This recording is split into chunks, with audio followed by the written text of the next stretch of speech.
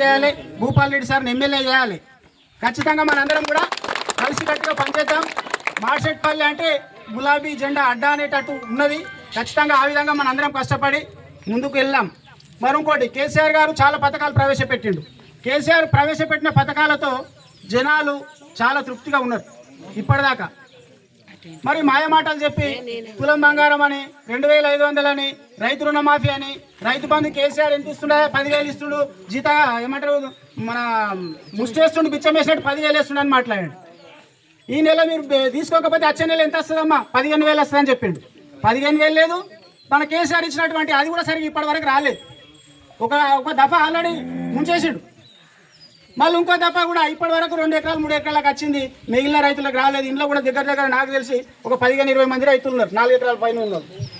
వాళ్ళకి ఇప్పటికి కూడా రైతు బంధు రాలేదు. ఈ విధంగా మాయమాటలు చెప్పిండు, మోసం చేసిండు. మళ్ళీ ఇంకోటి, ఒక ఆడపిల్ల